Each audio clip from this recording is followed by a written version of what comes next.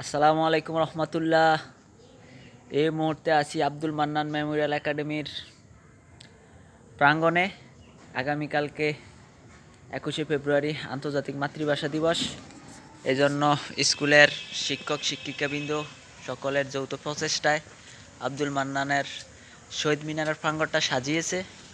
এখানে আছে আমার একজন ছাত্র ইয়ামিন। ইয়ামিন, কেমন লাগতেছে তোমার কাছে এই শহীদ মিনারের কাছে আসতে পেরে? ভালো খুবই। বসো, এখানে বসো, আমরা একটু কথা বলি। তোমারে তো আমি দীর্ঘদিন নিচে বসো, তোমারে তো দীর্ঘদিন স্যারে পড়াইছি। এখন আজকে তো আমাদের শেষ পড়ালেখা।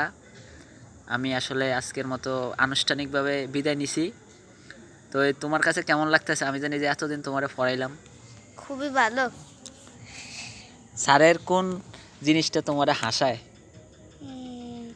যে একটা যে নাক ধরে আছে তার ও, বেশি। এটা একটু দেখাই তাহলে সবাই একটু দেখাইলে এটা মনে থাকবো। এই যে এটা হচ্ছে গিয়ে এর এক সাইডের থেকে দেখাই। আমি এই দুইটা আঙ্গুল এইভাবে রাখার পরে এইভাবে ধরে এর নাড়া দিলে এইটাই লোকে তারা হাসায় বেশি। আর কোন জিনিসটা সবচেয়ে বেশি মিস করবা? কোন জিনিসটা? আমরা যে ফাইভ এইট আগে যে পড়াইতে না, এখন যে পড়াইতাম না, এই জিনিসটা মিস করবা? আচ্ছা যাক, এটা অসুবিধা নাই। কেউ কারোর জন্য থেমে থাকে না। আমি এক স্যার চলে গেলে কি হবে, আরও 10জন স্যার তোমার জন্য প্রস্তুত হয়ে আছে। শুধু তুমি একটা ফোন দিবা যে স্যার পড়াইতে আসেন, আরও 10জন স্যার আইসা পড়বো। এটাও বিষয় না, কারণ সময় কারোর জন্য থেমে থাকে না। সময়ের গতিতে চলতে থাকে। নিজে নিজের যেই লক্ষ্য উদ্দেশ্য সেটার দিকে মনোনিবেশ করো। জীবনে তোমারে যখনই জিজ্ঞেস করছি যে আমি কী হতে চাও, যে স্যার আমি ডাক্তার, ইঞ্জিনিয়ার, পাইলট, আরও অনেক রকমের তোমার স্বপ্ন আছে। তো ওই স্বপ্নটারে তুমি বাস্তবায়ন করার জন্য তুমি এখনকার থেকে প্রস্তুতি নাও। পড়ালেখাগুলো মনোযোগ সহকারে করো। স্যারেরা যে সাজেশন ডায়েরি যেগুলো দেয়, এগুলো নিয়মিতভাবে তুমি পড়ালেখা শিখো। নিয়মতান্ত্রিকভাবে তোমার পড়ালেখা যাত্রাগুলো তুমি অব্যাহত রাখো। ইনশাআল্লাহ তোমার জন্য একটি সুন্দর সুউজ্জ্বল ভবিষ্যৎ অপেক্ষা করছে। এই মুহূর্তে তোমার আর কিছু বলার আছে? না, কিছু বলার আমার নেই। জন্য কিছু বলার আছে? আপনার জন্য বলা আছে যে এই যে আপনি কি এই পুরা কি এটা সাজাইছেন? আসলে এই ফুরাটা আমি সাজাই না। আমি আর আমাদের আব্দুল মান্নানের দিদার স্যার, আমরা এই দুজন শিক্ষক গিয়া এই পতাকা, রঙিন কাগজ, তারপর আরও আনুষঙ্গিক জিনিসপত্রগুলো আনছি। আমাদের শ্রেণীকক্ষের মধ্যে ফুলের রয়েছে, ডালা রয়েছে, এগুলো আমরা করছি। আমি আসলে একলা নিজের ক্রেডিট নিতে চাই না, এখানে যৌথ প্রচেষ্টা ছিল, এই জন্য আমরা সবাই মিলেমিশে করছি। তুমিও তো 21শে ফেব্রুয়ারির জন্য কত টাকা না দিছ? 100 টাকা। মাশাল্লাহ মাশাল্লাহ। ইয়ামিন এই 21শে ফেব্রুয়ারি এই যে জিনিসপত্র অনেক খরচপাতির বিষয় আছে, তো তো ইয়ামিন 100 টাকা এই 21শে ফেব্রুয়ারি অনুষ্ঠান বাবদ করছে, দিয়েছে স্যারদের কাছে। আর তো ছাত্রছাত্রীরা তো 20 টাকা করে দেয়, আর হ্যাঁ, 10 টাকা। ও আর আর আর অন্যান্য ছাত্রছাত্রীরা 20 টাকা করে দেয়। ইয়ামিন 100 টাকা দিয়েছে, তার জন্য ইয়ামিনকে ধন্যবাদ। আপনার জন্য আরো বেশি ধন্যবাদ। ইয়ামিন আমার ওয়েলকাম জানাইছে, আমারও আরও বেশি ধন্যবাদ। ঠিক আছে, তাইলে ইয়ামিনের সুন্দরভাবে পড়ালেখা শিখাইছি, তাই ইয়ামিনের কথায়, ইয়ামিনের আচরণে, ইয়ামিনের বচনভঙ্গিতে বোঝা যাচ্ছে যে ইয়ামিন কিছুটা শিখছে, আমি শিখাইতে পারছি। ইয়ামিন কিছু শিখাইতে পারছি নি তোমার? আমি অনেক কিছু শিখাইছি। একটু মানিয়েছে যে অনেক কিছু বুঝাইছেন। 3 বছর পড়ালেখা করিয়ে বড় করেছেন।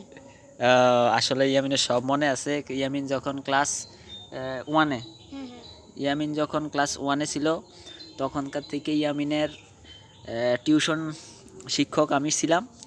টু উঠছে ইয়ামিন, কত স্মৃতি তার মধ্যে। ইয়ামিনের একটা আঙ্গুল, এই যে আপনারা দেখাই, এটা নিয়ে একটা বিশেষ কাহিনী আছে। কাহিনীটা একটু সংক্ষেপে বলি। আমার ইয়ামিনের পড়ানোর সময় ছিল বিকাল। তো আমি প্রতিদিনের মতো ওই দিনও আমি ইয়ামিনটা পড়াইতে গেছি বিকালে। আর যায় তো দেখি ইয়ামিনের দাদা কান্দে, দাদু কান্দাকাটি, ইয়ামিন নাকি আঙ্গুল কাটতে লাইছে। তো আমি অতটা সিরিয়াসভাবে নেই না, যে আঙ্গুল কাটছে মনে হয় একটু ডাইবা গেছে বেশি, এই জন্য আর কি ইয়ামিনকে ইমার্জেন্সি ডাক্তারের কাছে নিয়ে গেছে। আমার যখন প্রাইভেট পড়ানোর সময় ওই মুহূর্তেই ঘটনা। তো তো ইয়ামিনের দাদা বারবার বলতেছে আঙ্গুলটা মনে হয় কাটে ফালে দিছে, আঙ্গুলটা মনে হয় ফালে দিছে, এইভাবে কথা বলতেছে আর কান্নাকাটি। তা আমি অতটা আমলে নিই না। পরবর্তী সময়ে আমি যখন বিস্তারিত শুনছি বা জানছি ইয়ামিনে আসলেই আঙ্গুলটারে মানে আমরা যা চিন্তা করি তার বাইরে কাটছে, শুধু একটা না দুইটা রক ছিল, এই জন্য আঙ্গুলটা রক্ষা, এখন পর্যন্ত আঙ্গুলটা ইয়ামিনের সাথেই আছে। আর একটু যদি বেশি কিছু হইতো তাহলে ইয়ামিনের আঙ্গুলটা অন্য কিছু গড়তে পারতো। তো এই ইয়ামিনের স্মৃতি এগুলা ইয়ামিনের সবসময় আমি ইয়ামিনের আঙ্গুলটাকে চেক করি, আমি বোত আসিনি আঙ্গুলটার মধ্যে, আঙ্গুলটা এই অবস্থা আর কি। তাছাড়া আমরা শিক্ষা সফরে গেছি, আমরা স্কুলের মধ্যে অ্যাসেম্বলি করছি, তারও অনেক স্মৃতি আছে। ইয়ামিনটা অনেক মাইর দিছি, ইয়ামিনে যা কান্নাকাটি করছে, আবার ইয়ামিনের সোলার মুডে আনতে গেলে ইয়ামিনের কান্নাকাটি, ইয়ামিনের কানে ধরে উঠবসের কথা বললে যায় আগে দরজাটা বন্ধ করতো, তারপর উঠবস করতো, অনেক রকমের স্মৃতি আছে। তারপর ইয়ামিন গো দুপুরবেলা যাইতাম তো শরীরটা খুবই ক্লান্ত ছিল, যাই খাটের মধ্যে শুয়েছিলাম, ইয়ামিনে বলতো যে স্যার ঘুমে যান ঘুমে যান। অনেক রকমের স্মৃতি আছে, আসলে এগুলো বলে শেষ করা যাবে না। আর মানুষের স্মৃতিগুলা সবসময় মনে থাকে। তো এই স্মৃতিগুলোর জন্য এই ভিডিওটা। ইয়ামিন, তোমার জন্য শুভকামনা থাকবে, তুমি পড়ালেখা করে মানুষের মতো মানুষ হও, তোমার সামনে একটি সুন্দর ভবিষ্যৎ রয়েছে, তুমি তোমার এই ভবিষ্যৎটাকে সুন্দর করার জন্য তোমার যা করা দরকার তুমি তা অব্যাহত রাখো। সর্বশেষ কোনো কথা বলতে চাও? বলতে চাইছি যে আপনারও ভবিষ্যতের দরজাটা খুব খুলো। আমারও ভবিষ্যতের দরজাটা খোলক, ইয়ামিনের কাছে দোয়া চাই। ইয়ামিন, তুমি দোয়া করবা, একদম পরিষ্কার নিয়তে আমার জন্য দোয়া করবা যে স্যারের যেন ভবিষ্যৎটা সুউজ্জ্বল হয়, স্যারের ভবিষ্যতের পথ চলাটা যেন মসৃণ হয়, কোনো রকমের আঁকা বাঁকা তারপর হচ্ছে কি বিভিন্ন রকমের সমস্যা যেন না আসে। ঠিক আছে ইয়ামিন? তো এই ততক্ষণ পর্যন্ত ভালো থাকো, সুস্থ থাকো, ইনশাল্লাহ তোমার সাথে আবার দেখা হবে। আমরা তো এলাকারই, শুধু আমাদের একজনের হচ্ছে মোল্লাবাড়ি, আরেকজনের হচ্ছে মজুমদার বাড়ি, কিন্তু আমাদের ইয়ামিনদের ছাদে উঠলে আমাদের বাড়ি সব দেখা যায়। আমাদের বাঁশ যারা আছে, বাঁশ জারের গাছও দেখা যায় এই ইয়ামিনদের ছাদে উঠলে।